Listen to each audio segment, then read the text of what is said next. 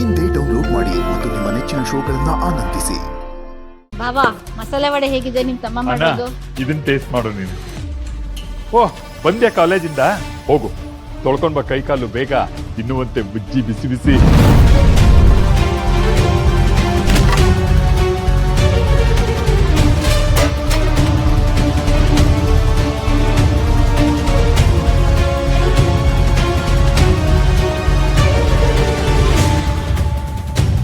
ಯಾಕೋ, ಏನಾಯ್ತು ನಿಂಗೆ?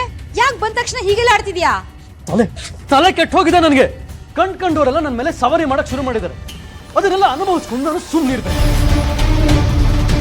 ಹೀಗೆ ಹೇಳಿದ್ರೆ ಅರ್ಧಂಬರ್ಧ ಅರ್ಥ ಆಗಲ್ಲ. ಇದ್ರಲ್ಲಿ ಅರ್ಥ ಆಗಕ್ಕೆ ಏನ್ರಿ ಇದೆ?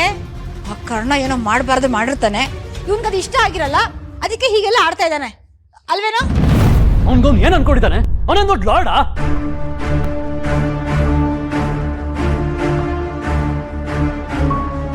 ನೀವ್ ಈ ಮನೆ ಯಜಮಾನ ಅಲ್ವಾ? ನಿಮ್ಗೆ ಯಾರ ಮೇಲೂ ಕಂಟ್ರೋಲೇ ಇಲ್ವಾ? ಏನಾಯ್ತು? ಆಗಿದ್ದನ್ನ ಮತ್ತೆ ಮತ್ತೆ ಹೇಳಿ ಅವಮಾನ ಅನುಭವಿಸೋದಕ್ಕೆ ಆಗೋದಿಲ್ಲ. ನೀವು ಮ್ಯಾನೇಜ್ಮೆಂಟ್ ಟಾಪ್ ಪೊಸಿಷನ್ ಅಲ್ಲಿ ಇದ್ದೀರಲ್ಲ, ಏನಾಯ್ತು ಅಂತ ತಿಳ್ಕೊಳ್ಳಿ.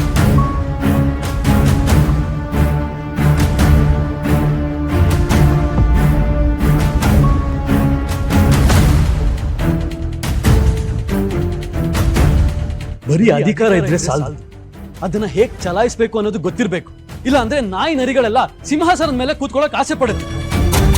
ಇವತ್ತು ನನ್ಗೆ ಅವಮಾನ ಆಗಿದ್ದಕ್ಕೆ ಕಾರಣ ಯಾರು ಗೊತ್ತಾ? ನೀವು ಆ ಕರ್ಣನಿಗೆ ಕೊಟ್ಟ ಸಲುಗೆ. ಎಲ್ರಿಗೂ ಹೇಳ್ತಾ ಇದೀನಿ, ಕೇಳಿಸ್ಕೊಳ್ಳಿ. ಇದೇ ಏನಾದ್ರೂ ಮುಂದುವರೆದ್ರೆ ಆ ಕರ್ಣ ನಮ್ಮ ಮೇಲೆ ಸವಾರಿ ಮಾಡೋದನ್ನ ದೂರ ಏನಿರಲ್ಲ. ಮನೆಯವರು ಮೂಲೆಯಲ್ಲಿ ಮುದುರ್ಕೊಂಡು ಕೂತಿರ್ತೀವಿ, ಅವ್ರಿಗೆ ನಾನು ಬೇಜಾನ್ ಮೆರಿತಾನೆ. ಮನೆಗೆ ಕಾವಲಿಗೆ ಬಂದಿರೋಂತ ನಾಯಿ ಕಚ್ಚಿದ್ರೆ ಸುಮ್ಮನೆ ಬಿಡಬಾರ್ದು. ಅದು ಮನೆ ಯಜಮಾನ್ರಿಗೆ ಗೊತ್ತಿರ್ಬೇಕು.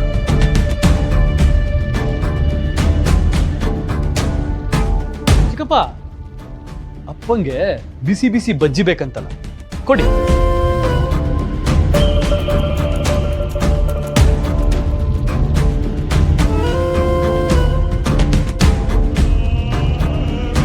ಏನ್ರಿ ಇದೆಲ್ಲ? ಆ ಕರ್ಣನಿಂದ ಏನೇನೆಲ್ಲ ಅನುಭವಿಸ್ಬೇಕೋ ಗೊತ್ತಿಲ್ಲ. ಎಲ್ಲ ಹಣೆ ಬರ.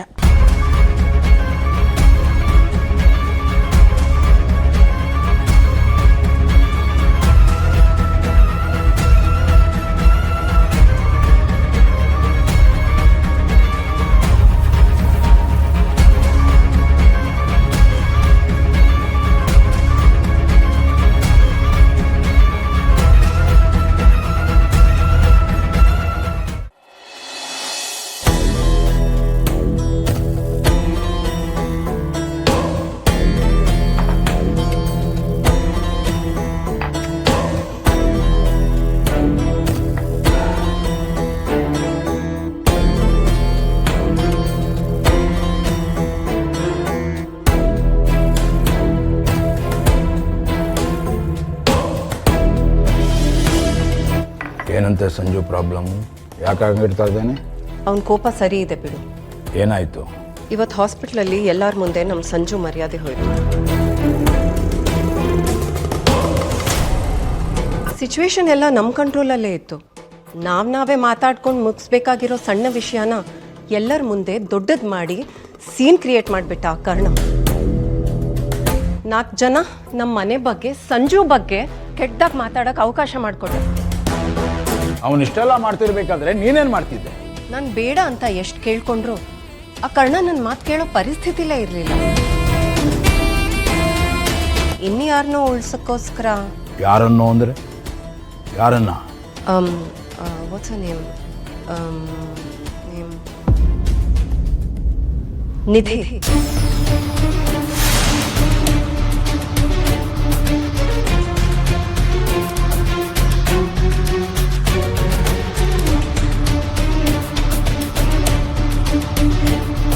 ಮೊದಲು ಅವಳ ಮೇಲೇನೆ ಕಂಪ್ಲೇಂಟ್ ಹೋಗಿತ್ತು.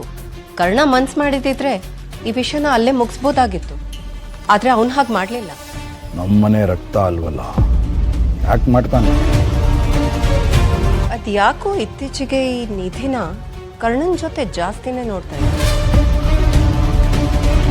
ನಾನು ಗೆಸ್ಟ್ ಮಾಡ್ತಿರೋ ಪ್ರಕಾರ ಅವರಿಬ್ಬರಿಗೂ ಲವ್ ಗಿವ್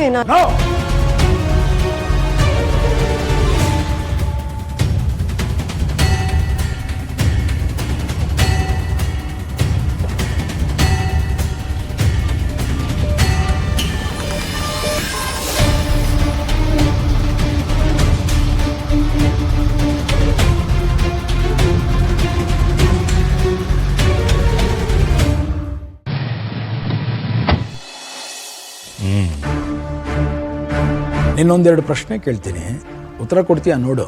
ಕೇಳಿ. ನೀನು ಯಾರು? ನಿಮ್ಮಪ್ಪ ಯಾರು? ಗೊತ್ತಿಲ್ಲ. ನಿಮ್ಮಮ್ಮ ಯಾರು? ಅದಾದ್ರೂ ಗೊತ್ತಿದೆಯಾ?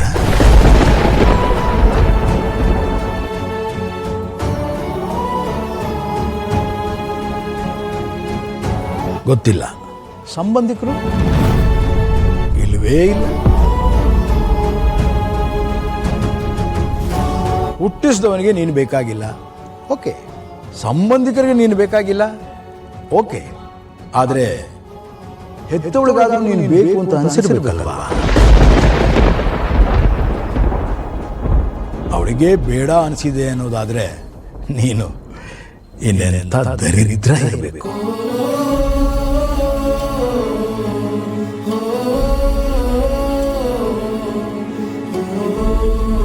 ಯಾರಿಗೂ ಬೇಡವಾಗಿದ್ದವನು ನಮ್ಮಪ್ಪನಿಗೆ ಬೇಕು ಅನಿಸ್ಬಿಟ್ಟೆ ನೋಡು.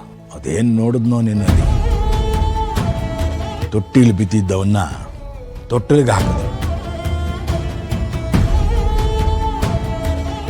ಆರೈಕೆ ಮಾಡಿದ್ರು, ಬೆಳೆಸಿದ್ರು, ಓದಿಸಿದ್ರು, ಡಾಕ್ಟರ್ ಮಾಡಿದ್ರು, ಆಸ್ಪತ್ರೆ ಅಧಿಕಾರನೇ ನಿನ್ನ ಕೈ ಕೊಟ್ಟರು, ಮನೆಯವರು ಎಲ್ಲರಿಗಿಂತ ನೀನೇ ಮುಖ್ಯ ಅಂದ್ರು. ಅವ್ರಿಗೆ ಟೈಮ್ ಬಂತು, ಹೊರಟರು. ನೀನು ಅವರು ಕೊಟ್ಟ ಅಧಿಕಾರನ ಮನೆಯವ್ರ ಮೇಲೆಲ್ಲ ಚಲಾಯಿಸ್ತಾ ಇದೀಯ. ಅಲ್ಲಪ್ಪ, ಸಂಜು ಕೊಲೆನೇ ಮಾಡಿರ್ಲಿ, ಏನ್ ಇವಾಗ ನೀನ್ ಯಾರು ಅವನನ್ನ ಕಾಲೇಜಿಂದ ಹೊರಗೆ ಹಾಕೋಕೆ?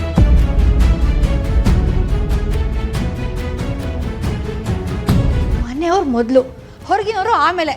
ನಿಂಗೆ ಅಷ್ಟು ಗೊತ್ತಾಗಲ್ವೇನೋ? ಅಂತೀಯ ತಮ್ಮ ತಮ್ಮ ಅಂತ ವಹಿಸ್ಕೋಬೇಕಲ್ವಾ? ಅವನ್ನ ವಹಿಸ್ಕೊಂಡಿದ್ಯಾ ಊರವ್ರನ್ನೆಲ್ಲ? ನಾನು ಯಾರ ಪರನೂ ವಹಿಸ್ಕೊಳ್ಳಿಲ್ಲ. ನಾನು ನ್ಯಾಯದ ಪರ. ಬಾರಿಸ್ಬಿಟ್ಟು ಅಂದ್ರೆ ಕೋಪ ಹೊಡಕ್ಕೆ.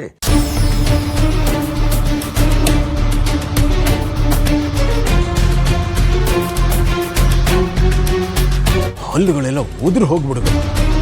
ಈ ಮನೆಯಲ್ಲಿ ನಂದೇ ಅಧಿಕಾರ. ನಡಿಯಾಚಿಗೆ. ಅಲ್ಲ ಅಪ್ಪ,